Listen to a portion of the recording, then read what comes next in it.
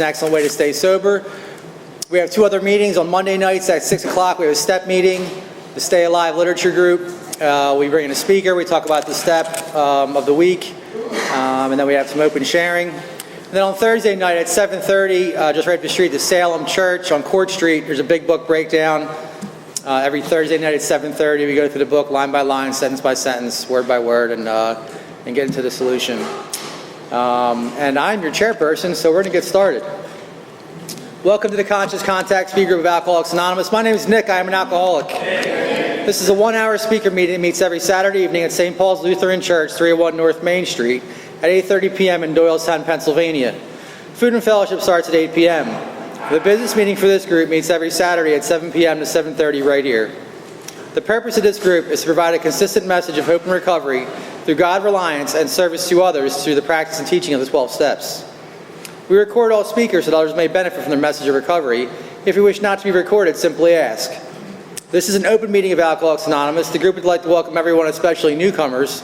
Is there anyone new or from out of town that would like to introduce themselves with their first name? Yes, sir. I'm an alcoholic. Welcome. Hey, Mark, welcome. Hey, Frank, welcome. All right, welcome to everybody. The Conscious Contact Speaker Group encourages sponsorship. Would anyone with working knowledge of the 12 steps and is willing to sponsor, please raise your hands. Are there any announcements for the good of AA?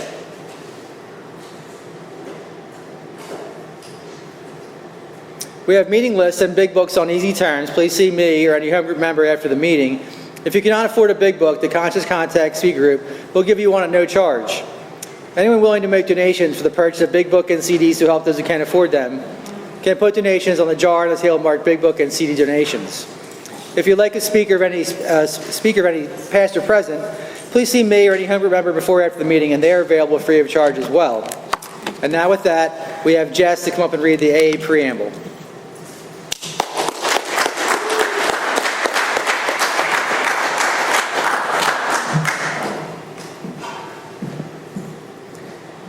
Hi, my name's Jess. I'm an alcoholic. Yes. Alcoholics Anonymous is a fellowship of men and women who share their experience, strength, and hope with each other that they may solve their common problem and help others to recover from alcoholism.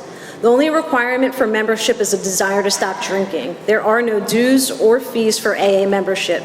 We are self-supporting through our own contributions. AA is not allied with any sect, denomination, politics, organization, or institution, does not wish to engage in any controversy, neither endorses nor opposes any causes.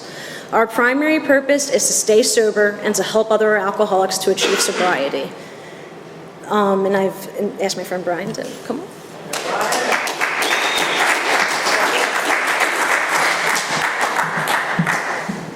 My name is Brian, and I'm an alcoholic. The AA 12 Steps of Recovery. 1. We admitted we were powerless over alcohol, that our lives had become unmanageable. 2. Came to believe that a power greater than ourselves could restore us to sanity. 3. Made a decision to turn our will and our lives over to the care of God as we understood Him. 4. Made a searching and fearless moral inventory of ourselves. 5. Admitted to God, to ourselves, and to another human being the exact nature of our wrongs. 6. We're entirely ready to have God remove all these defects of character. 7. Humbly asked Him to remove our shortcomings. 8. Made a list of all persons we had harmed and became willing to make amends to them all. 9. Made direct amends to such people wherever possible, except when to do so would injure them or others. 10. Continued to take personal inventory, and when we were wrong, promptly admitted it. 11. Sought through prayer and meditation to improve our conscious contact with God as we understood Him, praying only for knowledge of His will for us and the power to carry that out. 12. Having had a spiritual awakening as the result of these steps, we tried to carry this message to alcoholics and to practice these principles in all our affairs. And I'd like to turn the meeting back over to Nick.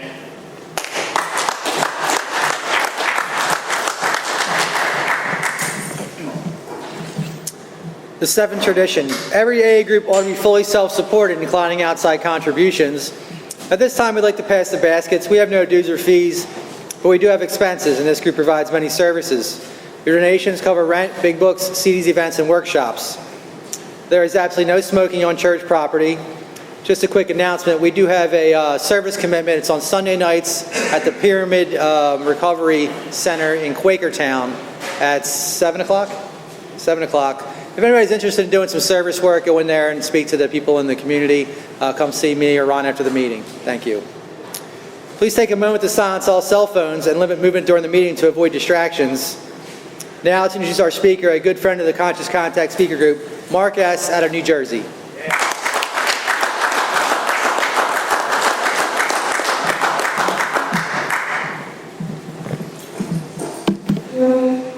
Good evening, everyone. I'm Mark. I'm an alcoholic. I'd like to thank Ron for asking me to come out here tonight and the group for having me out. It's always an honor and a privilege when I get asked to do something like this, you know. That's better. Now they can see me. That's what Frank said. They going to be able to see you over that podium? You know, because I'm short. But my sobriety date is May 19th, 2012. So I just recently celebrated 10 years of sobriety, you know, and every time I say that, I'm amazed at that, you know, because I was a hopeless, helpless alcoholic all my life, you know. It was just terrible. I spent about 15 or 16 years in and out of Alcoholics Anonymous and every other anonymous that was out there, and psychiatrist's office and medications, you know, trying to figure out what was wrong with me, right? And 9 different inpatient treatment centers I've been to in my life in those 15 or 16 years. I've been thrown out of every Oxford house and halfway house I've ever been in because I'm a chronic relapser. You know, in those 15 or 16 years in and out of the rooms of AA, I got 90 days sober one time. I had a lot of 30 days sober. I probably had a few years sober, you know, 30 days at a time, you know. I remember having a lot of them 30-day coins. I had a couple 60-day coins, but I only had one 90-day coin. That was like my limit. And I probably drank somewhere in that 90 days and lied about it because I was a chronic liar, especially if I was talking to somebody about me. It just was not the truth, you know. That's all I did was lie. So I'm going to go back a little bit and tell you a little bit about what it was like, what happened, and what it's like now. You know, when I was a little kid growing up, I remember feeling so uncomfortable in this world, so out of place in my own family, so much anxiety and so much fear over the littlest things in my life, you know. I can remember my parents signing me up to play Little League Baseball when I was like 8 or 9 years old. And I loved playing baseball in the neighborhood with the kids. And I was good at sports. My parents had a 2-sport rule. You had to play 2 sports, right? That'll keep you off the streets. That'll keep you out of trouble. That'll keep you from getting involved with drugs and booze. And it didn't, you know. But I can remember clearly standing in the outfield at like 8 years old, praying to God that the ball does not come to me, because I'm afraid if I mess up, what's that going to look like? It was my biggest fear, is what people thought of me, playing sports in front of all these parents and everybody watching me, you know, coming up to bat when there's 2 outs and it's the 9th inning, like paralyzed with fear over what this is going to look like if I strike out, you know. And I'm watching all these other kids and they're chasing butterflies and they can't hit or throw anything, but they're having fun, you know. I was not having fun doing this. And the next year they told me I had to go out for tryouts, and I heard the word tryouts and I said, I'm not doing this. I made up a lie that I hate playing baseball. I never played organized baseball again in my life, you know. I liked playing football when I was a kid. It was a little bit easier because there's 11 guys on the field, so if you mess up, it's not so obvious, you know. But it was just a disaster. My parents sent me to Catholic school because they wanted me to have a good Catholic upbringing. And I was not good at following rules and taking directions. And I thought if I could just be funny maybe you would like me, you know? Well, nuns aren't down with that funny stuff. And this was back in the day, in the 70s, where they just took you down to the library and smacked you around if you were out of line. So I got a lot of that. I remember in second grade, I had detention every day of the year because I was constantly not following the rules. I only made it till 5th grade in Catholic school before they threw me out. They told my parents at the end of the year, if you don't bring him back here, we won't put it on his record that we threw him out. Just please take him to another school. You know, I was a problem, and I hadn't even picked up a drink yet, you know. But the only thing I really remember from Catholic school was religion class in 1st grade with Sister Bernadette. I still remember her name when she's talking about God. And this was my only conception of God that stayed with me until I got to AA, till I got a sponsor and went through these steps. And I remember her saying one day that God is everywhere. He's all-knowing. He's all-powerful. He can do anything. He knows what you're thinking. And I remember going, holy crap. I'm in big trouble if he knows what I'm thinking. Because she's telling me if you break one of these rules, you're going to burn in hell for eternity. And I'm 6 years old. I'm in 1st grade, you know. And I already know I'm going to burn in hell for eternity because I've already broken some of these commandments that she's talking about. At 6 years old, I think some crazy stuff, you know. And I was not too happy about that. Now I'm scared to death of this God thing, you know. I asked her what eternity meant. And she looked at me and she said, for you, it's a really long time. You know, it's going to be a really long time down there.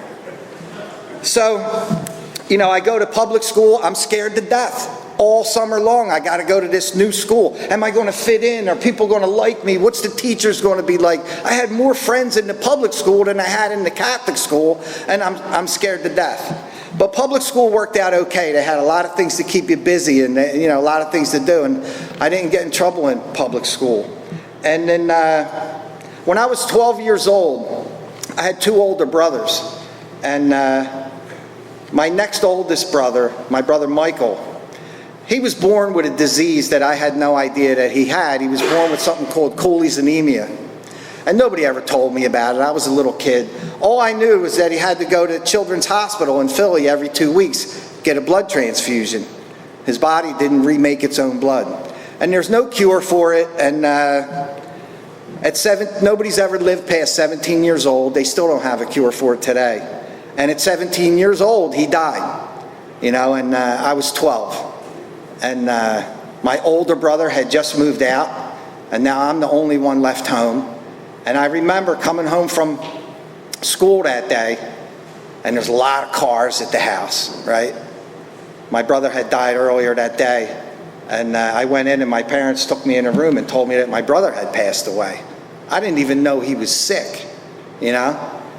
And I remember coming down, I was crying, I'm sitting there, and the Monsignor from the church was there, and he came over and started talking to me about how he's in a better place now, which is not what I want to hear, you know. And I remember thinking, I'm going to tell this guy to go, you know, I wanted to curse at this guy, and I was pissed off.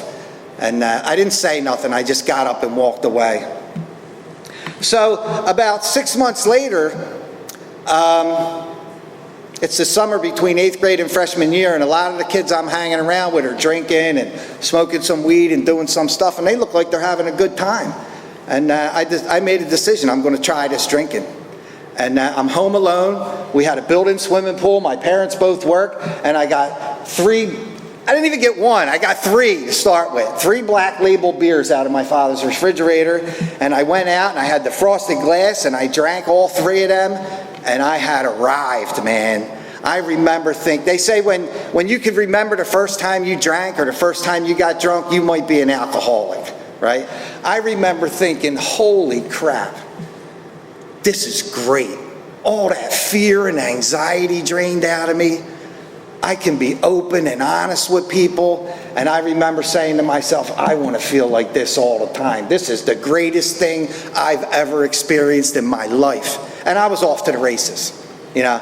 I mean, I didn't drink alcoholically right off the bat, but if I wasn't drinking, I was thinking about drinking, you know. And now I'm a freshman in high school, And within 6 months, I'm into everything under the sun. A lot more than just drinking, you know? I'm into all of it.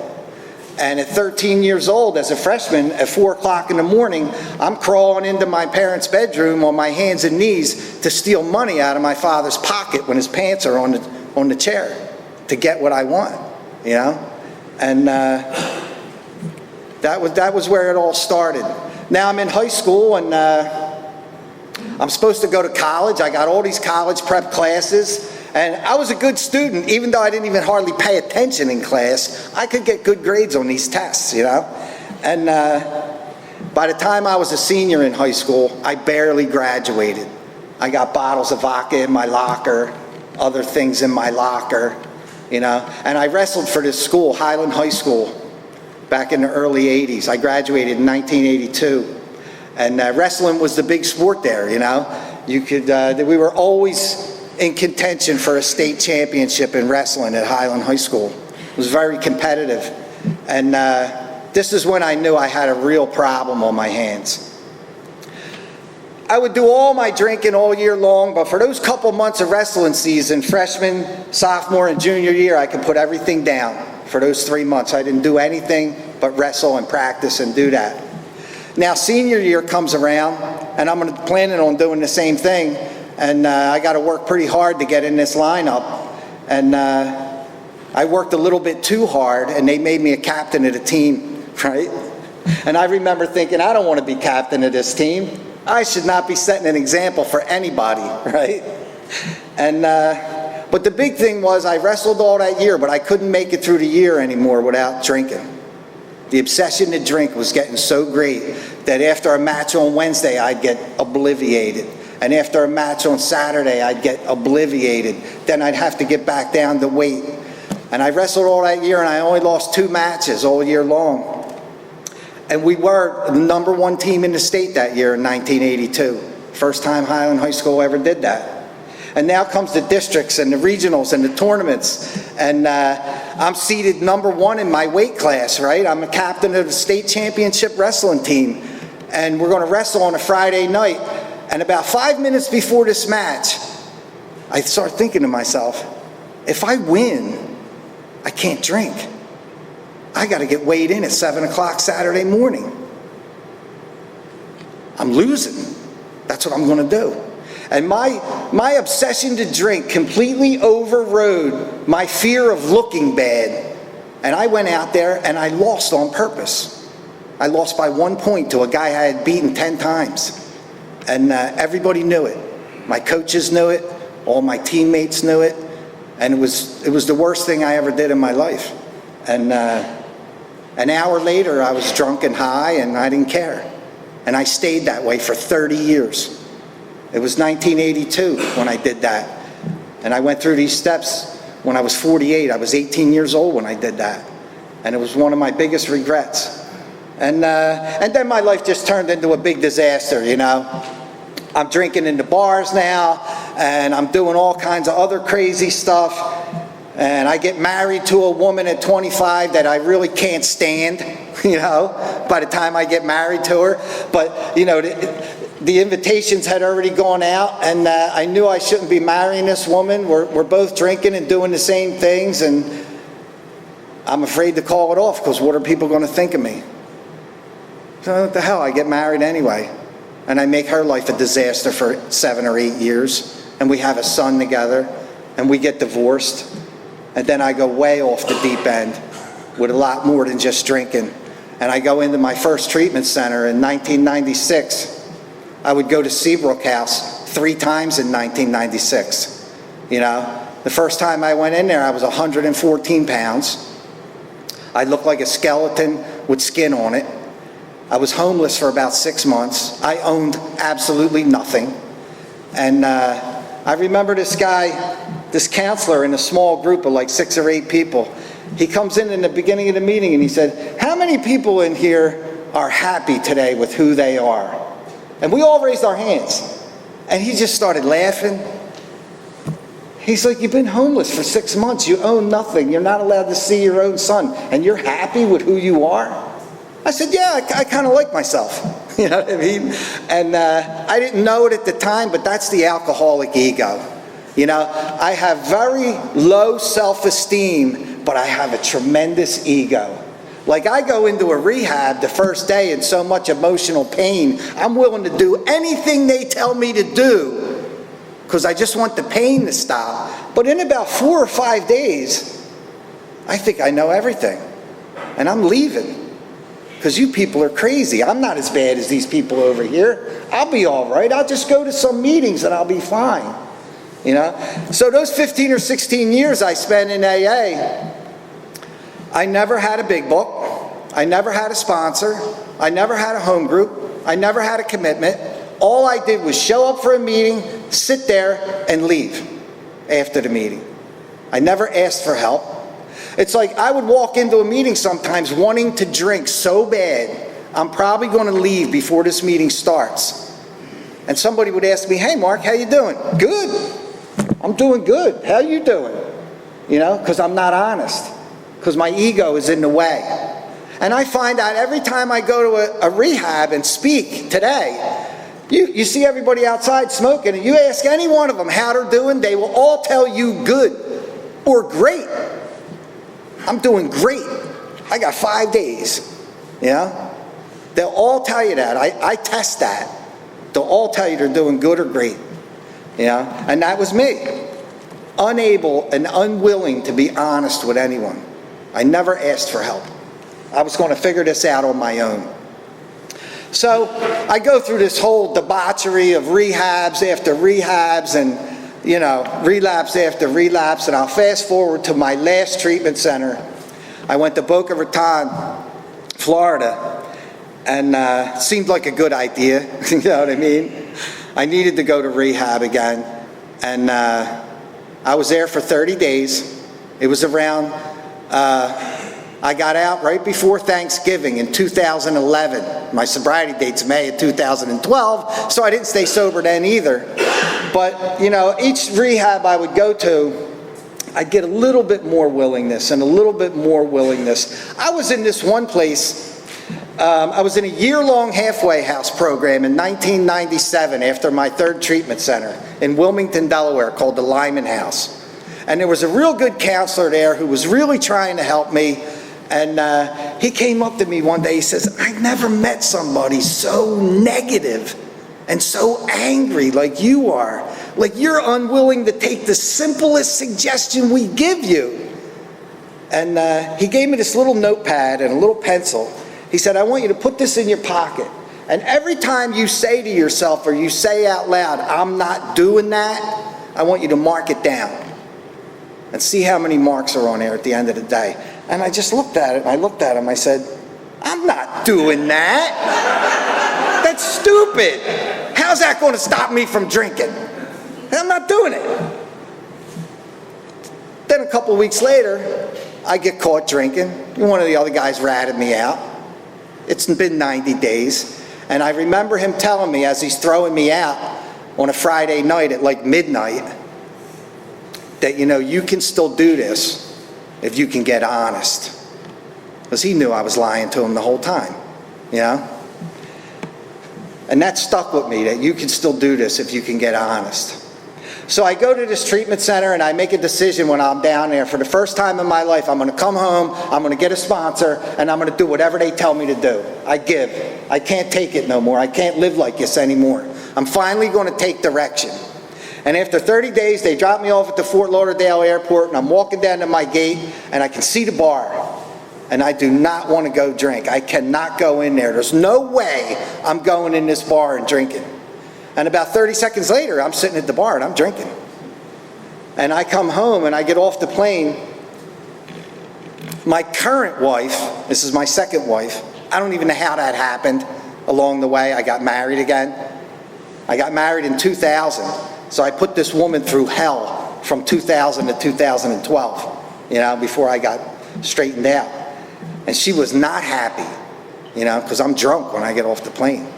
And I have no idea what's going on with me, you know. I'm powerless over the thought of a drink, you know. I always thought when I picked up a drink, like I made a decision to go into that bar and pick up a drink. I didn't realize I lost that power of choice years and years ago.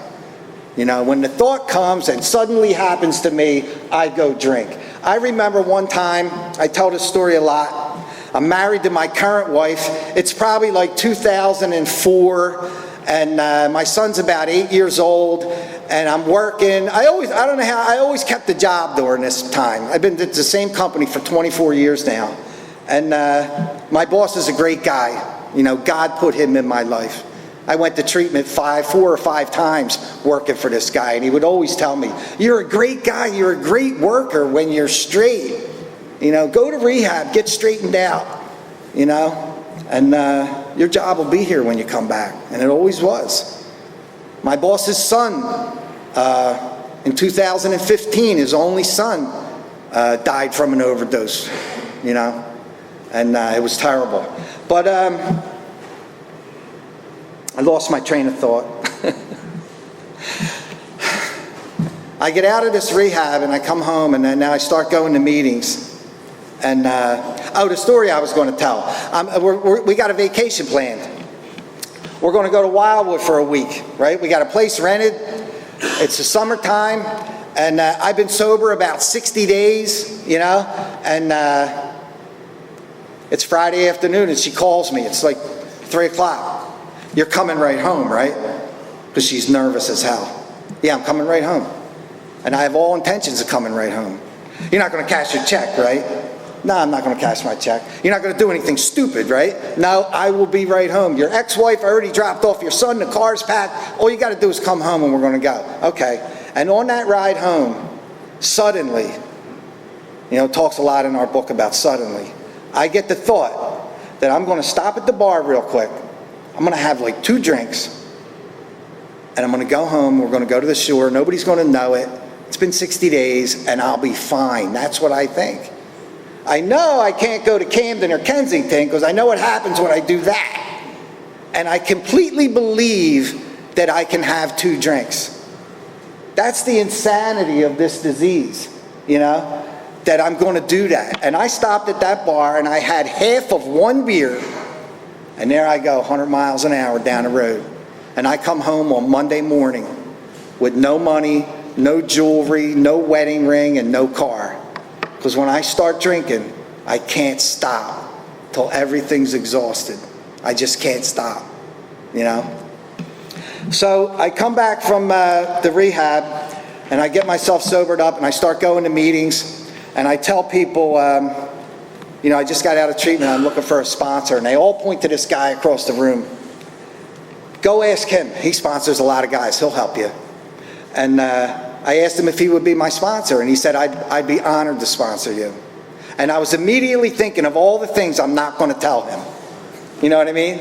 Because I had been around AA for a while, and I know what's required of me in these steps. I sat in a lot of step study meetings. I just never took these steps, you know? I knew what the book said. I just never did any of it. And I know there's a thing called the 5th step where I got to tell somebody some of my deepest, darkest secrets, and I'm not willing to do that.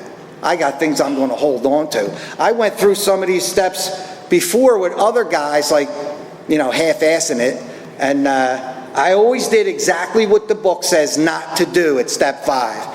It says we took inventory all right, but we held on to the worst items in stock, and then we wondered why we failed.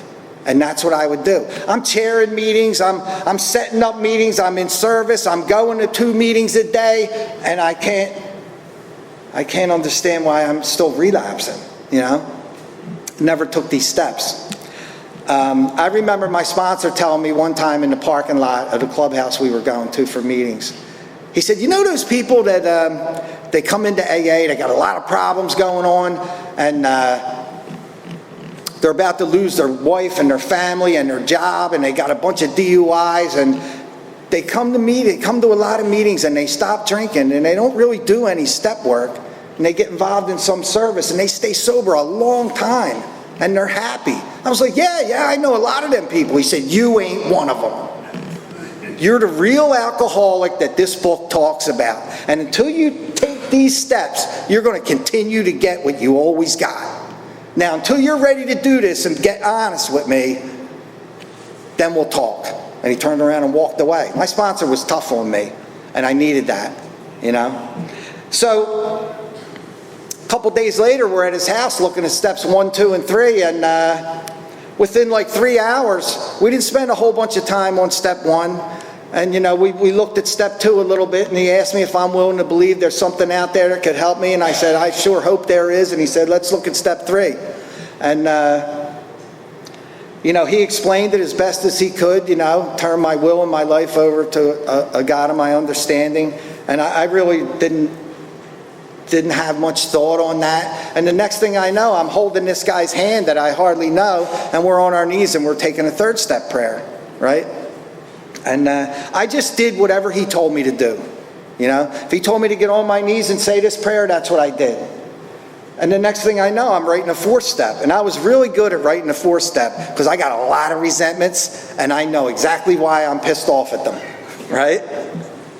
And, you know, I carry a resentment like an elephant. I don't forget anything.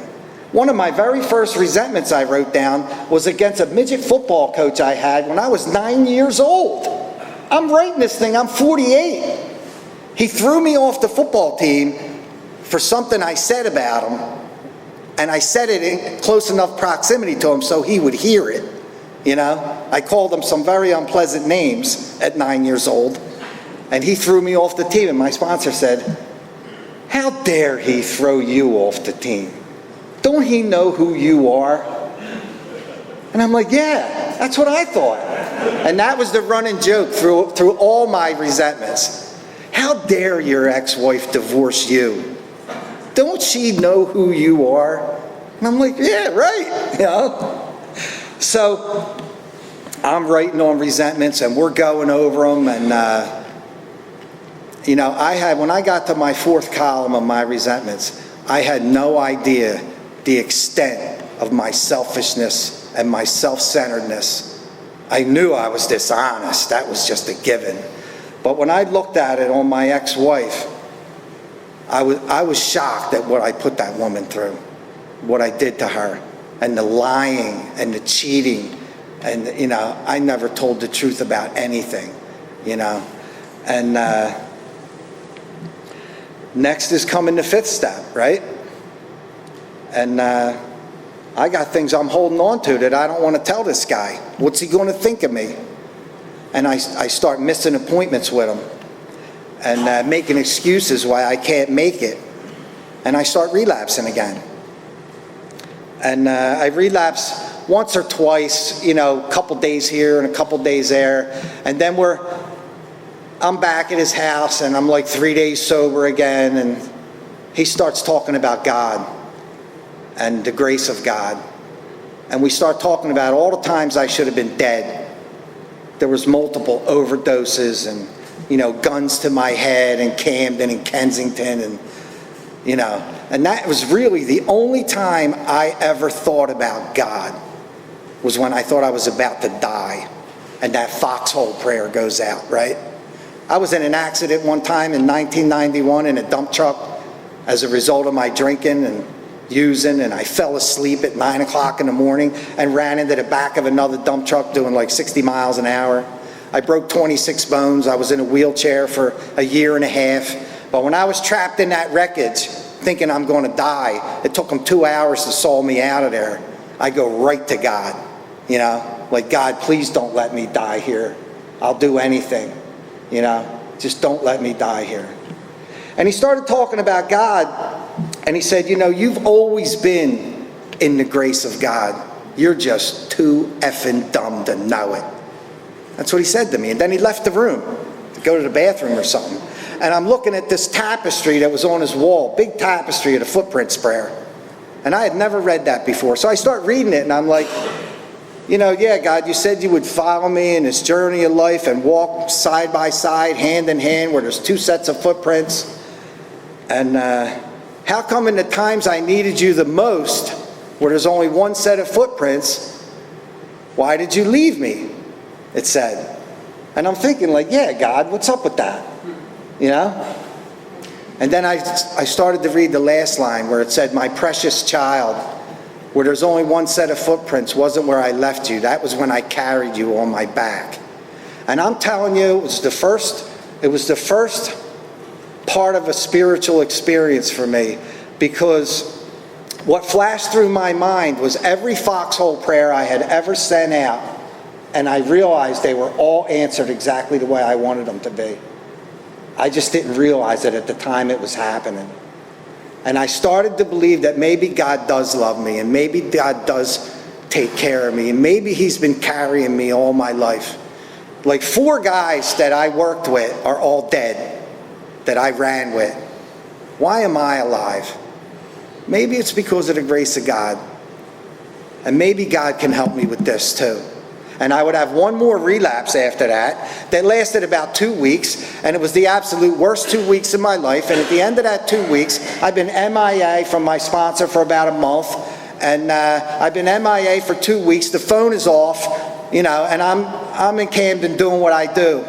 And it was a Monday morning, and I got a pocket full of money, and there's these 2 other guys there that I don't even know who they are, and for the first time in my life, I'm seriously considering killing myself. And I never thought like that before. And here goes my last Foxhole prayer. I had it lined up ready to go. I just had to put it in me. And God, please help me. That was all I said. I don't want to die here today. And when I picked my head up off this table, I believe God showed up and got me out of there, because I didn't want to be there no more. And I had never left a place in my life in the middle of drinking and using. It was the first time I ever did that, when I still got money on me. And I left and I went home. I don't remember going home. I don't know how I got home. I know I drove because I had a car with me. And it was 10 o'clock in the morning. And the next thing I knew, my wife is waking me up on the couch. It's like 6 o'clock. And she was not happy again, right? So I take a few days to clean up. I don't go back to no treatment center. I go back to a meeting on Saturday morning where I knew my sponsor would be. He hadn't seen me in enough. And for the first time in my life, my ego is broken. I'm scared to death that I'm going to drink again and kill myself, And once that ego was, I always say, like, 2 things happened to me in all those years. 1, I didn't die, and 2, I became completely hopeless. And then when I became completely hopeless, I was able to be honest when the ego was broken. And I went to this meeting, and I walked up to my sponsor after the meeting, and I said, his name's Rich. I said, Rich, I got a lot of things I want to get off my chest. And he was like, I know. I've been waiting for you to get honest. He says, we'll get together on Thursday night. I said, nope, Thursday night's no good for me. He said, why not? I said, because it's Saturday, and I'm afraid if I wait till Thursday, I won't do it. It's not a lot of stuff, Rich. I just got some stuff I need to tell you. So we went to his house, and in about a half an hour, thank God he didn't go back to step 1 and let's start over again. He just let me put in the things that I hadn't done, the things that I left out of my 4th step. Things like I was molested by a family member when I was like 8 or 9 years old. That was one of my biggest secrets. I was never going to tell anybody that. I didn't understand what that had to do with my drinking. But apparently it had a lot to do with getting right with this God that people were talking about. So I told him, all the creepy things that I did when I needed to get well, and I just put it all out, and it was easy. It was easy. That was the first time in my life I was ever completely honest with somebody when I was talking about me. And when we were done, he said, is there anything else? I said, nope, that's it. That's all of it. And I knew it was all of it. And I had no idea. I was 11 days sober when I did that I was going to walk out his door a free man, and everything in my life was going to change as a result of getting honest in that step. And I knew it the second I walked out his door, because the 10 voices and the racing thoughts that roll around in my head on a constant, all the time, it was gone, and my head was quiet, and it was weird, it was strange. And I sat down in my car, and I remember pulling the visor down and looking in the mirror. I'm still in his driveway, And I said out loud to myself, like a crazy person, because I'm the only one in the car, I said, you know, I think you're going to be all right. And that was the first time in my life I felt like I was going to be all right. I always felt doomed to fail before that. And I'm driving home and I turn the radio on and the Eagles song, Peaceful, Easy Feeling, comes on. I hadn't heard that song in 20 years.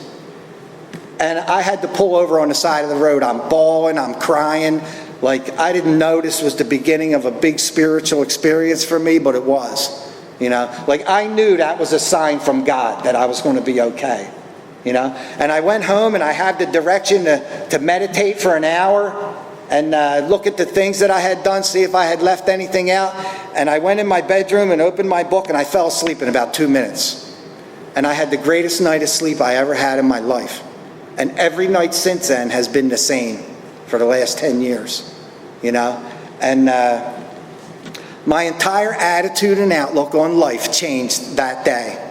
I have not had an obsession to drink or do anything else since that day, you know. And, you know, it says, when we take this step, withholding nothing, we will be delighted. You couldn't have smacked the smile off my face for about a week, right? I was so happy that I finally told somebody all that stuff and got it off my chest and got it out. And now for the first time in my life, I can't wait to go to a meeting. You know, and I never shared in meetings before. I always just sat there. And now I'm starting to share and I'm starting to tell people what happened to me as a result of taking these steps. And I could see them all, the old timers, when I would put my hand up. Ah, geez, here he goes. Here he goes again. He's going to be gone in 2 weeks anyway. But I didn't care. I knew something had changed in me, you know. And if you look at the fifth step promises, all those promises happened to me that day when I got honest in that step. You know, the feeling that the drink problem has been solved will often come strongly. The feeling that you're walking hand in hand with the spirit of the universe. You know, to be able to be home alone at perfect peace and ease. All that happened to me, you know. And so I'm going to meetings and, you know, about 2 weeks later, I got directions to go out and start making some of these amends I got, you know. And I did that, and I wanted to do it for the first time in my life, and I was willing to do it. And one of the first amends I made was with my father. I had big pages of resentments towards my father all my life for different things that went on and happened. And in my fourth step, I obviously saw my part in all these resentments. But when I sat down with my father and had like a half an hour long talk, and I told him all the things that I had done to him, and he told me some things that he maybe could have done different or could have done better, at the end of that talk, the resentment was gone, you know? And that was 10 years ago. And about 3 years after that, my father developed dementia.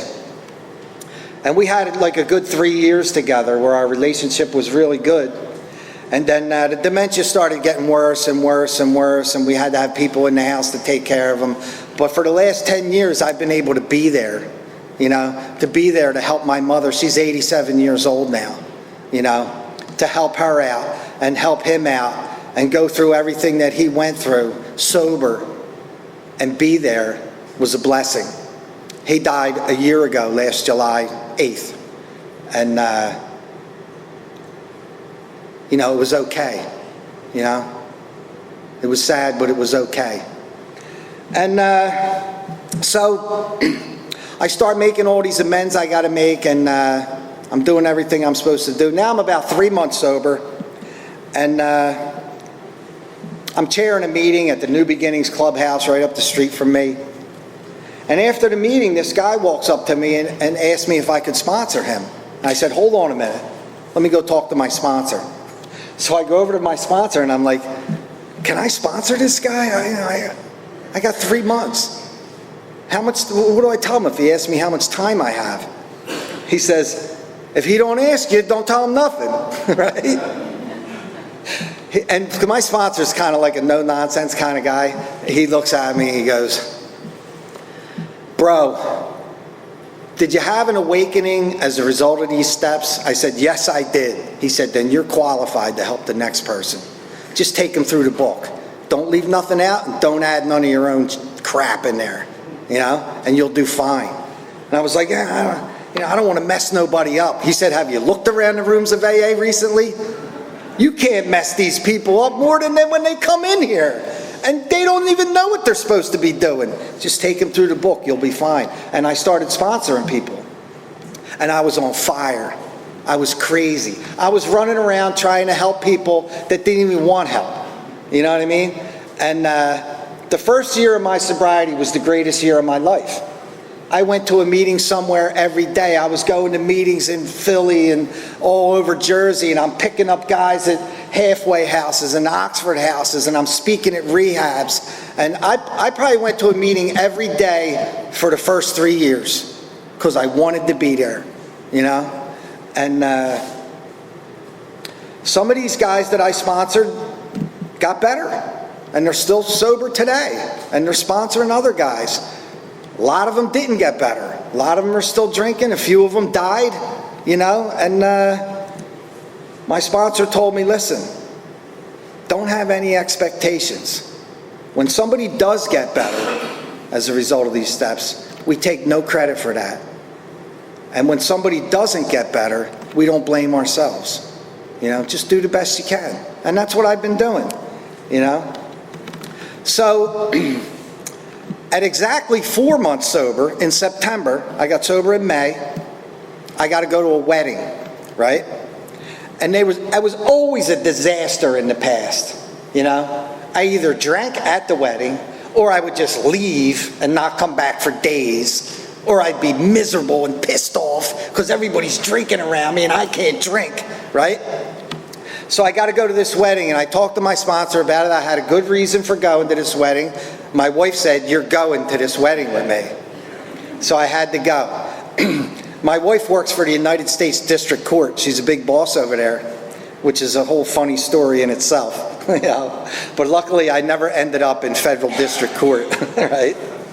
And her boss's son was getting married. So I'm going to go to this wedding where I know no one, which would usually make me very uncomfortable.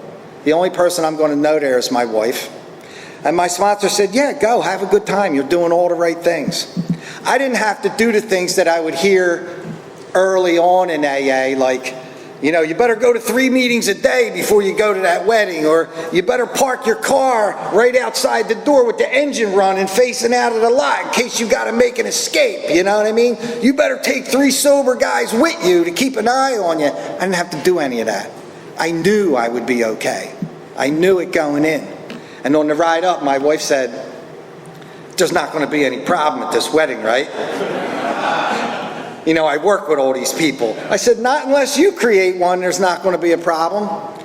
And I go to this wedding, and I'm sitting at a table with federal judges and lawyers, and I had the greatest time of my life. And the bar was like right there where that t-shirt is. It was almost like I didn't even realize people were drinking.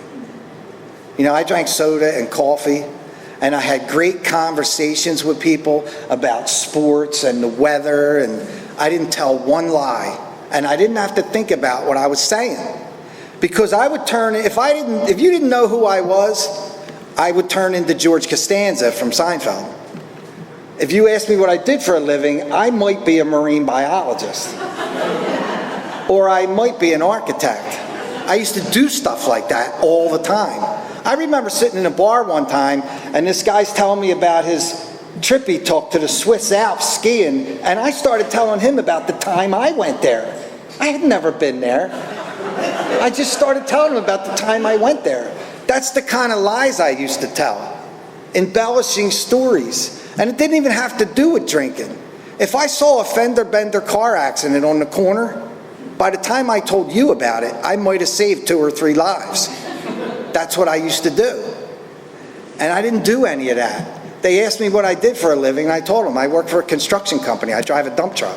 They didn't care what I did for a living. Nobody cared. Only I cared about what they thought of me.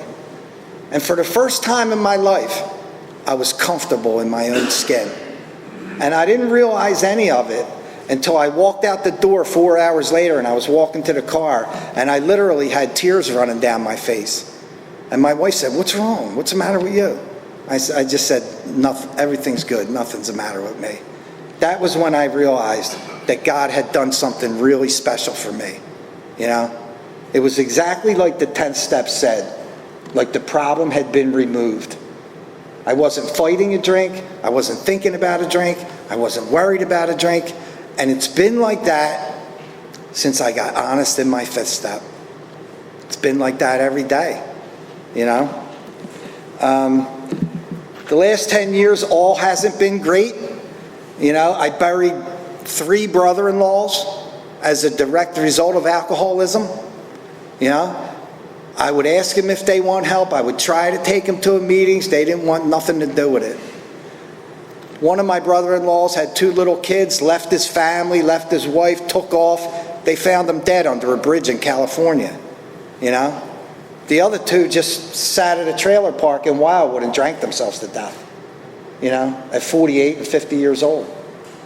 Didn't want anything to do with AA, but I offered help and I tried to help, you know. My father passed away a year ago. You know, I don't know how it happens that my mother now is 87 years old. She turned 87 in June. And today, she trusts me with her life, you know? I'm the executor to her will. I'm on all her bank accounts and savings accounts. I pay all her bills for her. 10 years ago, if she saw me coming, she called the cops. You know what I mean? That's what she did if she saw me coming. She called the cops. I was not allowed on their property. So how does that happen to a guy like me? That now I can be a husband, a father, a brother, a son.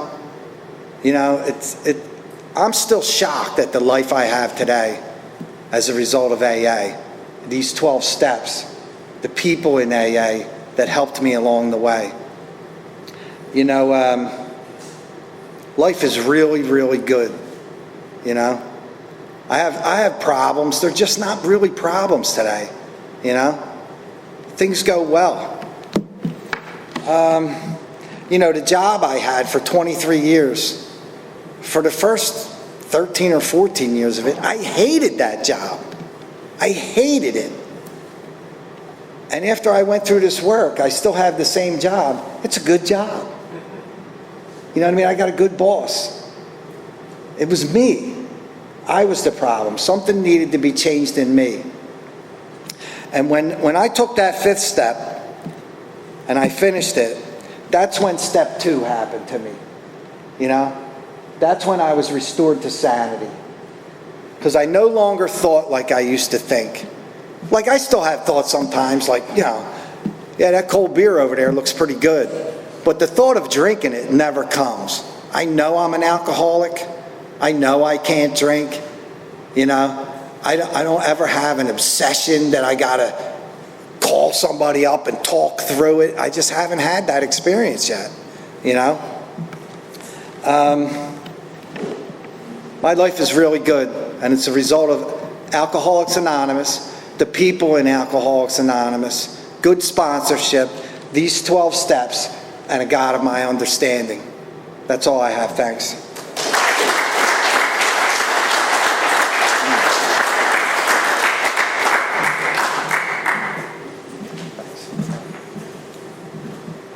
Let's have another round of applause for Mark.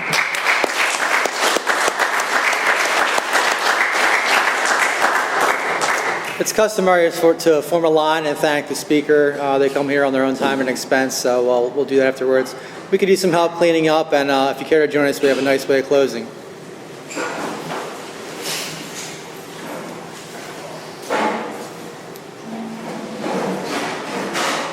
A moment of silence for the sad, sick, and suffering.